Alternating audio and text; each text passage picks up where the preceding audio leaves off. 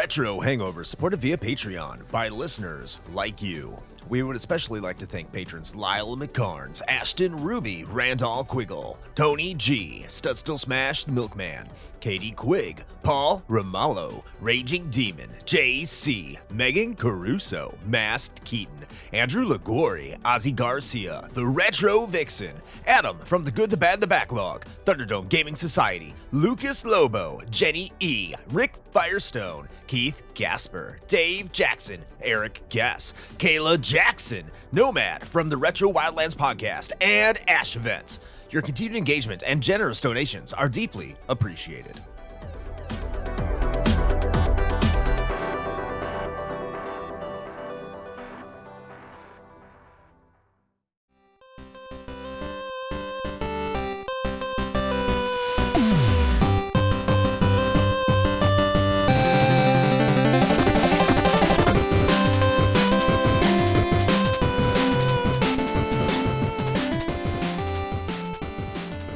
Welcome to The Flight, a consumable curation of champions and catastrophes that is considerate of your chronometer. It is myself, Chris Copleen, brought to you by the Nintendo Entertainment System. I wish they have a ton of money, and that would be great. We are not actually brought to you by anybody. We are brought to you by yourselves. And when I say we, it's because I have the man who has aged gracefully into a fantastic purple vegetable with wings and a spade for a head. It is Shane Dick Dragonkoski. Thank you for joining me once again, Shane. You are an illustrious host, and I am always honored to be in your presence. Oh, wow. I was not expecting all of that praise. I mean, I don't know if I can agree with the graceful aging thing, but you know what? I'll take your word for it. I feel like my lower back and other parts of my aching body would say otherwise, but on the outside, I'm sure everything looks just fine. So yeah. Well, that's how you became an eggplant. That's why your back hurts. Oh yeah, that curve. That's how it gets you. It does. Just kind of curves up. For her pleasure. Her? What? Oh. Today we're talking about NES games that hold up today. We are. And thank you, patrons, for nominating this. We're still working on figuring out who nominated what. We probably should have this, hopefully, by the next flight. We will work on that. But thank you for suggesting it. You know who you are. So this is best NES games that hold up, Shane. And what do you think about this topic? I think that this was probably one of the most difficult ones for me to do. Like, really? Unironically. Yeah. Without going too far into it, suffice to say, you know, when I grew up, I missed the Nintendo, right? Because like the Super Nintendo / N64 was my era. Like that's really where I was old enough to appreciate, you know, console gaming, and I had a really strong attachment to both of those systems. And even as a kid, the NES kind of felt like this weird, obtuse, like archaic thing that I could never quite figure out. And so this was really hard for me because a lot of them, like if we're talking about what holds up today, from my personal perspective, I was just like, fucking nothing. But like that's not, it's not necessarily true. So it just took, it took a lot of deliberation for me. I think I kind of went through the same thing because I told myself one of the games I was not going to put on this list is Super Mario Brothers, just because I think that's cheating. And like Tetris isn't going to end up here because it's technically a Game Boy game. So I wanted to avoid that. But in general, I think you're kind of right. And I grew up with a Nintendo. Like I had a lot of Nintendo games. The more and more I try to go back to the Nintendo, the original one, the more and more I find myself disappointed. I mean, yeah, the games can be fun, but I'm just kind of like, would I play this over something else? Like we talked about Gremlins earlier, and I really like Gremlins, but it didn't make this list. That's not to say it's bad, but it's not like I'm going to run out and try to play Gremlins 2. You know what I'm saying? Yeah. Just one of those situations. The difficulty. It's the difficulty. And I'm trying to think of, how do I put this? I'm trying to think of a game I would actually put in my Nintendo Entertainment System and play and not have the benefit of save states. Like, what am I just going to have fun with where I'm not going to get frustrated and just walk away from it if I just try to play it straight? Yeah, that's actually almost exactly how I approached my list also, was just like, what can I play that I'm not just going to get supremely frustrated with in about 15 minutes. Right. Which is part of what made this list difficult, because the term NES hard exists for a reason, let's just say. Yeah. But I suppose that serves as good a segue as any to just jump right into this thing. So Chris, why don't you start us off with your number 5 pick for NES titles that still hold up in 2023? Number 5. All right, my number 5 is a game that I've talked about before on the show. It's probably why I'm just putting it low, just so I can get it out of the way, because it probably should be higher for as much as I love it. But it's Batman. I love this game. I thought you said you weren't picking obvious ones. Batman's obvious. It's like I don't know. I didn't know it was that obvious. No, I do have some obvious ones on this list. I just like the obvious ones I'm trying to stay away from is like Mario, because everyone says Mario. So There you go. Mario is like the universal known quantity. Okay. But Batman, yeah, I mean, this is like Ninja Gaiden done correctly, in my opinion. This is how the ninja games should play, instead of just throwing birds at you constantly. And that's not to say this game is a hell of a lot easier than Ninja Gaiden. I mean, it is, I think, a little easier than Ninja Gaiden, but it's still difficult. You still have to know how to platform very well and like do some tricky jumps and use your items and weapons correctly with some difficult boss fights that require pattern memorization. This is an all-around good game that even when I find myself dying, I don't feel like the game is just necessarily being cheap. It's just me having to learn how to play better. Now, if again, all these games on my list, if you don't like old school games, if you don't like a game forcing you to get better, like resetting you and sending you back to like all the way to the back of a level, and you hate bullshit checkpoints, you're probably not going to like any of the games I have on my list. But or the NES in general. Or the NES in general. That's true. But yeah, I absolutely love Batman. It's such a fun game, and it's not even one I grew up with. This is one that I started playing when I started collecting. It was just an out of left field game. So I'm just completely surprised I missed out on this one. And I think a lot of other people did too, because I've never heard anyone talk about it. So please go play Batman. If you like the NES at all and you haven't given it a shot, it's such a fun game. Okay. Well, we're starting off strong. I like that. All right.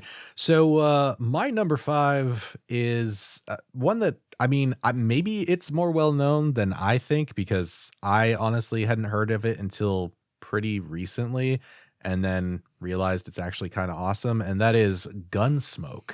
Oh, okay. And so the title is actually stylized as like gun.smoke. It's for a what website. it's worth, but it like is Pornhub. Basically like a shmup, but you are a cowboy, and it's a vertical scrolling game. It's an auto scrolling vertical shoot 'em up, except you're not a spaceship. You are a lawman, and you are gunning down an absolute fuck ton of black hat, renegades in this old westy town. And you break barrels and stuff along the way to gain power-ups. There are like merchants, like the townsfolk, who will be there that you can like stop at and buy upgrades and new weapons. You can swap between different weapons by hitting select, and like changing from your baseline gun that has infinite ammo, which is effectively your pea shooter, even though it's actually pretty effective, to things like a shotgun that just has a huge spread blast, to like a machine gun, which is maybe not historically accurate, but it's fine because it's fun. But yeah, it's actually just like a really fun shoot 'em up game. And I will say, for the record, and I guess this maybe counts as cheating, but the experience of this game is like increased positively like tenfold by just using a turbo fire button. I think it's mandatory. Yeah, because like you can't hold down the button to shoot in this game, and most NES games are not like that. So like you have to be constantly mashing that button, and your thumb gets tired real quick. So I mapped an NES advantage. Yeah, exactly. So you got that turbo button. That's premium right there. But not one that I played when I was a kid or even knew about, but I found it, like I said, pretty recently, and it's a really fun time. I do have to play Gunsmoke. I think I have it. I'm not sure if I do or not. If I don't, I need to get it. I need to get that and Jackal. Jackal's not on my list because I haven't played it, but I heard that's really good too. Just throwing that out there. I hope it's not on your list because I didn't want to spoil that. Number 4. My number 4 is an obvious one. Sorry. Well, I think the next 3 out of the next 4 are super obvious ones, actually. So I lied. Like, most of them are obvious. Yeah. My number 4 is Kirby's Adventure. Yeah. This game is an absolute delight. It's Kirby. Why would you hate Kirby? It's a game that's easier, but it's not insanely easy. This is right after a game you could pretty much literally turn your brain off and beat with the Game Boy.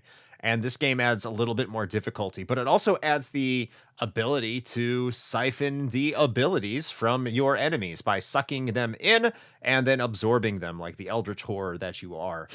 It's a really fun game. It's really, I think, the game that defines Kirby as a whole moving forward. This is the essence of the Kirby franchise. It's established here on the NES, and it's a late release.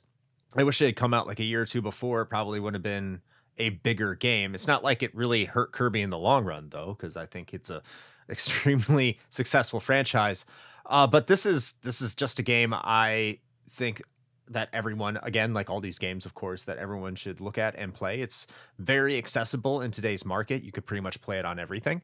And this is an NES game that I do feel like plays like it's a generation ahead of the NES, and with good reason. It pretty much came out like during the time the SNES came out. They were existing both at the same time when this game came out. So Nintendo definitely knew what they were doing. Of course, this is a HAL Labs game, as many of you know, and HAL Laboratory know how to make games. They are very talented. So yeah, go check out Kirby's Adventure if you have not. I think it's better than Dreamland 2 or Dreamland 3. It's probably the best one up until Superstar. I think that's pretty much without question. And a lot of people think that Kirby kind of hit a lull after Superstar until Return to Dreamland or even like Forgotten World, the most recent one. So this is really up there on the echelon of Kirby games. Kirby's Adventure for the NES. I love it. Well, everything here's for the NES, duh. But there you go. There's my number 4. All right. My number 4 is, I think, dear to me for a couple of reasons, and that is Blades of Steel. Oh, yes. That's a great game. Yeah. So if anybody knows me at all, you know that I'm not much of a sports guy. The only thing that I'm really into is hockey. Go Detroit Red Wings, for the record. And Octopus. That's right. And RIP the Joe Louis Arena. Anyway, so yeah, Blades of Steel is just a really great ice hockey game. Like it's pretty bare bones, but that's a good thing. Like it's just playing some hockey, and it's got a lot of cool little flourishes to it as well. One of the things that I always thought was really neat about this, especially at the time, is if you instigate a fight between two of the characters, it basically goes into like this almost like a fighting game mode screen where it's like the two of you just facing off against one another, and then it turns into this little fighting mini game essentially, which is super cool. During intermissions in the game, sometimes on the Jumbotron, you'll get to play like a little playable mini game that is essentially an advertisement for other Konami games, like Contra and Gradius, but also just a neat little touch. This does not represent any of the NHL teams. They did not get licensing for any of that. So instead, the teams are just based off of Canadian and American cities. But one of the things that is actually pretty unusual for NES games at the time is this game also features distinct voice samples. Oh, nice. Yeah. I mean, they sound like shit, but I mean, technologically, that was pretty impressive for the time. The title screen says Blades of Steel. There's a voice sample that says Face Off before each face off in the game, and a lot of other things as well. So a cool little thing, and just overall a really, really solid hockey video game. So yeah, that's my number 4. I miss those old voice samples, especially with Konami games, because you have Double Dribble, I think, which was a Konami game. And of course, who can forget Skate or Die? Oh, yes. Skate or Die 2 was the one that actually had the voice sample in the intro, but I think Skate or Die had voice samples. Maybe it did. More people yelling at us, great. Number 3. My number 3, this one is not a not so obvious one. There you go, Shane. This is the one that's not obvious. Okay. Obvious because the next two are obvious as hell. So sorry.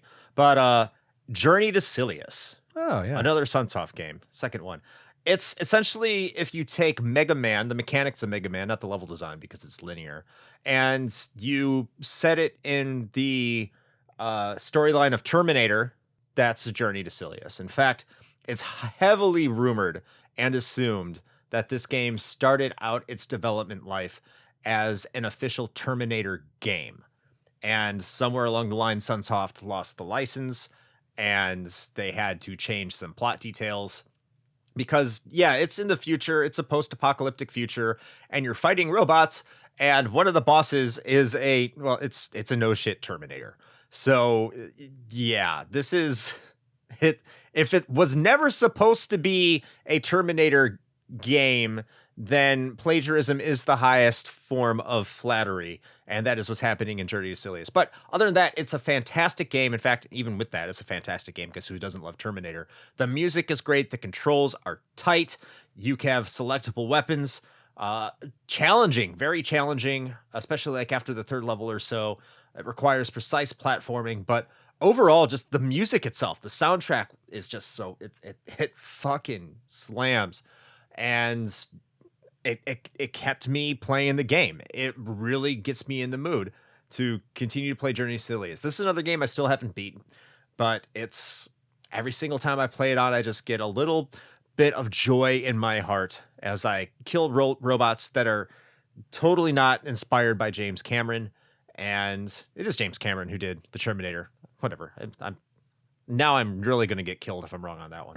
But yeah, Journey to Silius, it's not often talked about. It's very under the radar, I think, or more under the radar than it should be. Yes, your retro geeks are going to know about it. Yes, you're going to find, YouTube videos by big YouTubers about it. Not nearly as much as you think you would. It's not totally under the radar, but I think that as we've moved away from that NES nostalgia that was big about 10 years ago, Journey to Silius, which was a, quote, hidden gem, unquote, has kind of gone back into obscurity again. So I implore you to go and look at Journey to Silius and pretty much all of the Sunsoft library that's not called Fester's Quest, and you're probably going to have a fantastic time. And if it makes you feel any better, you were right. It is James Cameron. That was okay. It's before he just went all in on Titanic and Avatar. So yeah. Yeah. Well, I mean, he still made tons of money. He's far richer than I can even imagine to be. I mean, yes, there is that. All right. Well, my number 3 features a certain individual who flaps in the night. He is the stranger that sits next to you on the bus. He is Darkwing Duck. Oh. Oh, man. Okay. I think we probably brought this up. It's been a hot minute. But I'm pretty sure we mentioned this when we did our episode on Capcom Disney games. And that's a good one. If we didn't, I don't know why the hell we didn't, but I'm pretty sure we did. But this game is really good. And I picked this one over some other ones partially because I didn't want to pick the obvious ones like DuckTales, because DuckTales is fantastic. But also because I'm not like a huge fan or anything, but I watched a lot of Darkwing Duck actually when I was a kid. So I have a personal connection to this as well. And besides that, like the gameplay, especially for an NES game, it's really good. It's very similar actually. And even at the time, reviewers drew a lot of comparisons to the Mega Man series. And so it's very similar to that, but I would argue that it's a bit more forgiving, which for me is nice because I tend to, I guess, suck at Mega Man games, which is part of the reason why I guess I don't like them as much as Chris does. But yeah, Darkwing Duck's really great. It's got some pretty neat mechanics as far as like level traversal. I mean, it's your standard 2D platformer, but you have the ability to grab onto like hooks and like certain ceilings to like climb up vertically on levels, and that also introduces some pretty interesting jumping challenges as far as like jumping from one like hanging section to the next. And Darkwing, is equipped with his standard gas gun, and you can collect different kinds of ammunition as you go through the levels, and you can hot swap between those with the select button. You have infinite ammo with your base gun, but then you have a limited number of shots with the better ones. I think you get like thunder and an arrow and something else. And yeah, it's just a solid platformer. So, and also it's Darkwing. So if you like that sort of series, then you'll appreciate that as well. Bonus is that there was also actually a pretty decent Game Boy version of the game that came out as well. So if you just can't get enough Darkwing, then I mean you can go mobile as well. But yeah, Darkwing Duck. That's my number 3. Well, if you don't like Mega Man as much as I do, at least I can accept you like a Mega Man clone. Yeah, there you go. I will take it. We'll meet somewhere in the middle there. I love it. Number 2. All right, my number 2 is a game I think everyone loves. Everyone loves this game. If you don't love it, you know it. And the only reason you don't love it is because you haven't played it. And that is Punch-Out. That game is glorious. Who doesn't love beating the shit out of Glass Joe? It's fantastic. One of the only ones I can actually fight. I think that he is, what's the kind that likes pain? A masochist? Yes. Or is that a sadist? I don't know. No, I don't have my S&M masochist. right. He's a masochist. Okay, so obviously you know which one of us is into S&M because I don't know the true definition here. But yeah, Glass Joe is a masochist because, man, I think he's been beaten up by more people on this planet than probably anybody and still lives to tell the tale. My son beat the shit out of Glass Joe when he was like 6. So that's amazing. And the simple fact that you can make it through this game pretty well for about half of it before you really have to start seriously applying yourself. I mean, it's going to vary from person to person, of course. It's kind of relaxing. And guess what? This isn't a fighting game. This is a rhythm game. This is a game that people can beat blindfolded. It's quite a marvel. And when you put that in perspective, like it's not a fighting game at all, and you can beat everything by a certain rhythm, and the tells that exist. The graphics are gorgeous. The sound is great. I wouldn't say it's iconic. I'll say that. Like a hat from Ubisoft. But it everything about it, it's the total package. And don't play the one with Mr. Dream. You got to go and get your ear bitten off, okay? You got to talk like a lisp and play with pigeons. And so go play the one with Mike Tyson. You have to do it. Mike Tyson's Punch-Out. So not just Punch-Out with Mr. Dream. No, Mike Tyson's Punch-Out. That's the one that holds up. Do not betray yourself. Go. Get a tattoo on your face, put an NES controller in your hand, and get to work. All right. Well, I feel like my number 2 is almost as far away from your pick as might be possible. Okay. So while yours is, men engaging in the good old fisticuffs, With oil. in the ring, Rubbing up against each other. Yeah. Mine is, about Slapping it. What the fuck are you talking about? What are you talking about? All I hear is you just saying random shit in the background. God damn it. I'm leaving this in. All right. So, yeah, mine is Little Nemo, the Dream Master. That's pretty far. Yeah. Is that another Capcom game? Is that Capcom game number 3 for you? It is. It is another Capcom game, actually. Wow. Yeah.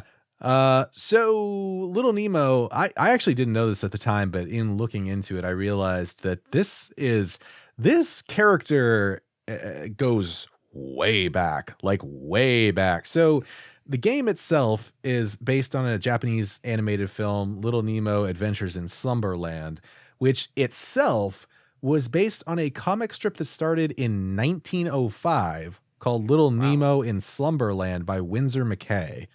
So this goes way farther back than I thought it did. There's something you don't hear every day. I learned something new. I know, right? But the game itself is sort of a standard platformer, but it's got some really neat mechanics that I really enjoyed. And part of my personal connection with this is I didn't actually own it, but a friend of mine that I had when I was younger did. And we ended up playing this game quite a bit whenever I would go hang out at his house. And so I have a lot of good memories associated with this particular game. But besides my personal connection to it, it is still just a pretty solid platformer. I think it's got a really charming aesthetic to it. And the neat little like mechanics twist that it's got going on is besides just being a 2D side-scrolling platformer, you playing as the titular Nemo are basically traversing your own dreams. And so they are appropriately pretty trippy. But also all of the little creatures, the animals that you come across in the game, you can feed them candy by just tossing it at them. And if you feed them enough, then they sort of go to sleep, and you'll see that by the very sort of Japanese like little like nose bubble coming in and out to indicate that they're asleep. And once that happens, you can actually ride on them and use their special abilities to complete the stages, and that's required. So different animals have different abilities, and so it's a bit of a puzzle platformer in that way. So it's just a really neat mechanic, and also an interesting thing. And I'd have to look into this because I don't know if this was purposeful or not, and I'm sure some Neil Gaiman like fanatic could probably correct me on this one, but the whole purpose of this game is you're traveling to the Nightmare Land to rescue Morpheus, the king of Slumberland, from the clutches of the evil Nightmare King. And if that sounds familiar, that's because Morpheus is, the Sandman. So, yeah, I thought I was going to give you a red pill or a blue pill. No, not that Morpheus. Oh, yeah. So I'd be curious to know if good old Neil took some inspiration from a very old comic strip. I'd actually not be surprised if that was the case.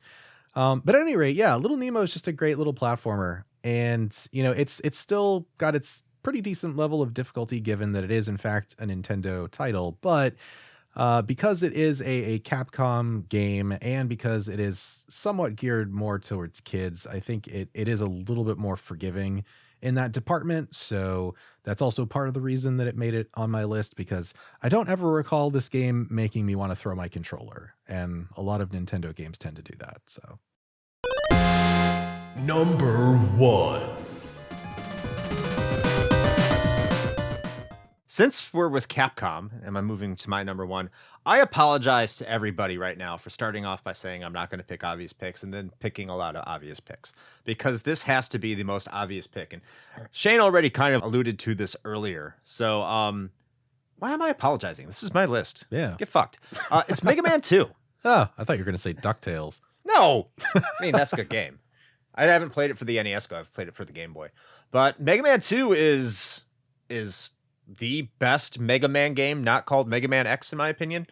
So, yeah, if you don't like it, I don't know why. Well, I'm sorry, Shane, because you said you didn't like it. But listen, I maybe I haven't given them a fair shot. How about let's leave it at that? Okay. I understand Mega Man is a series that's not necessarily for everybody because people don't like some of its gotcha game design, which is you learn through death as opposed to like learning intuitively. And I think that is a valid criticism, but I don't care because I think it's fun.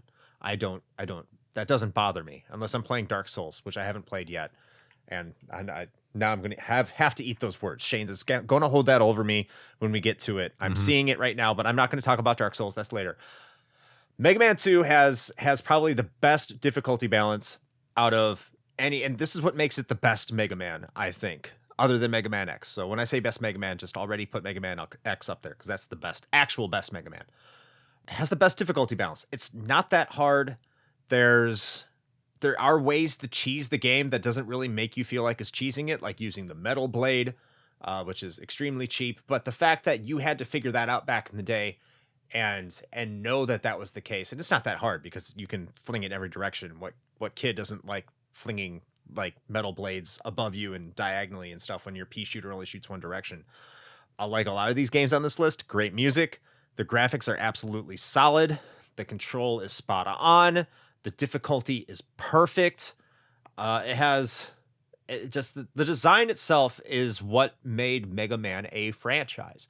After what many people claim is a performance they didn't like with the original Mega Man, which I still think is a fine game, there is no denying that Mega Man 2 improves on all of the mechanics and all of the ideas that Mega Man 1 brought into the forefront, being able to steal various robot abilities, having a Wily's Castle after you defeat all the robot masters, introducing E-Tanks, which is amazing because you get down to low health and you can heal yourself. It's like an extra life without having to die. I think Mega Man 2 is probably, it'd be bold of me to say the best NES game, or even my favorite NES game, because there's plenty of NES games out there for me to still play. But this is the one that I find the most accessible and truly does. Out of every game on the NES, it brings me the most amount of joy possible. It just makes me happy. It brings back those feelings from the good old days. I think it still holds up in every single aspect today.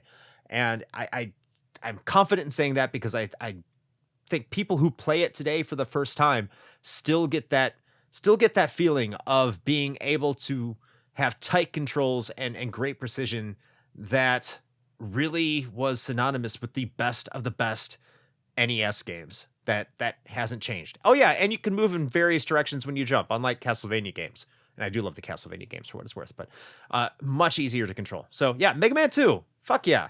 Hell yeah. All right. Well, I guess that just leaves my number one pick then, which honestly is probably not all that surprising if you know me at all, and that is Gauntlet 2. So I am the big Diablo fan here, and a certain somebody has on multiple occasions tried to be reductive about describing Diablo as a Gauntlet clone just to annoy me.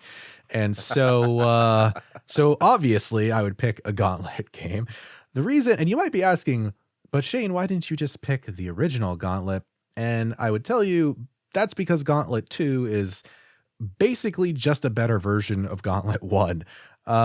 They took the first one, and it was a pretty rapid iteration, actually. Like right after the first one came out, they started working on the second one, and it's very similar to the original, but they expanded on a lot of things. You still have the 4 character classes that everybody knows and loves: Warrior, Valkyrie, Wizard, and Elf. Some of the biggest differences, though, between 1 and 2 is that in 2, multiple players can choose to play as the same character if you want. And this is also the one where the now iconic voice samples of, like yellow elf, like shot the food, or, red wizard needs food badly, those sorts of things. That's where this showed up, because now you could identify them, specifically by their colors like that. And they also added a bunch of new level designs. There was a lot of new mechanics that got added, like shot ricochets that you can pick up, acid puddles. There's also a big ass dragon that takes up like multiple tiles that you have to fight at one point.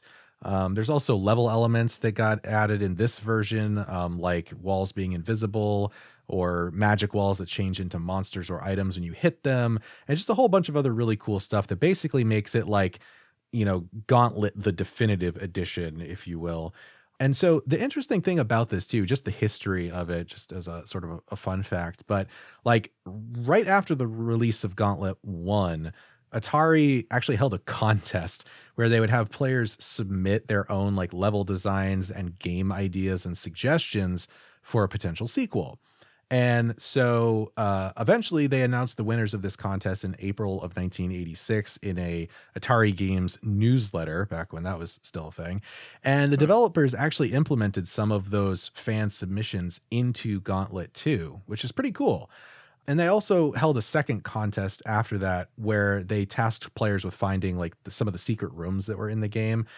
And if you fulfilled like this certain steps of like things that you had to do, you were given a code, which you then submitted to Atari. And this is wild. The grand prize was a U.S. government savings bond valued at $5,000. Yeah, it's not anything I ever would have thought of. I'm curious as to like what that would actually be worth if someone had hung on to that from 1986. But at any rate, if you were also in the top 499 other people, you got a t-shirt. So there you go. But yeah, this game, man, like as far as especially NES games, like it's still pretty challenging for sure, but it's very accessible. And it's got what I really love about some of these games. Like, it's why I like Vampire Survivors. It's why I like Diablo and a lot of ARPGs, is because it's just something you can just kind of sit down and just zen out to. You know, you just sit down and you just mow through enemies, you get items and treasure, and it's just fun. And sometimes you don't need a complex storyline or, you know, moral gray, nuanced, you know, characters. You just want to kill stuff and get loot. And this game does that. And it's just fun. So that's why it's going to take my number one spot. Shane needs food. I do. Always. Well, actually, I probably need less, but that's that's another topic entirely. Shane needs coin. Well, that we always need that. Okay, I guess that concludes our NES games that we think hold up today. Of course, there's probably some recency bias. If you ask us again what this list might be in like 6 months to a year, it's probably going to be different. Yeah. Who knows? Or you could just ask for 5 more games we think hold up. Who knows? But that's up to our patrons. So if you want to vote or nominate a topic to be voted on, you should join our Patreon and also join our Discord. And where can we find all of that stuff, Shane? Well, I'm glad you asked, because it's a very simple answer, actually. And we did that on purpose just for you. So all you got to do is head over to linktree/retrohangover. That's linktr.ee/retrohangover. And you can find all the goodies, whether that's the Patreon or the merch store or the YouTube channel or our Twitch streams or I don't know, anything. Social media, we're over there too until they explode. I don't know when that'll be. Maybe never, who knows. But we got all the stuff. Except OnlyFans. We're still working on that. Yeah, that's forthcoming. Trying to figure out how to get wax in my butthole. It's more painful. Difficult than you'd think. It's more terrifying than you know, a practical matter. I'm pretty sure I could get it done if I want to, but I'm afraid of pain. Oh, but speaking of pain, go to twitch.tv/retrohangover and watch us play games. Sunday nights, 9 p.m. Eastern time. I think I forgot to say that in the last one, but head on over there. I don't remember. Listen, I mean, if you're new here, you might have missed out on it before, but if you're a long time listener, you know the deal. You know where to go. But hi, new people. We love you too. That's right. We do. Very much so. Well, I suppose on that definitely not awkward note, we should probably go ahead and wrap this thing up. So until next time, play with your NES hard joysticks.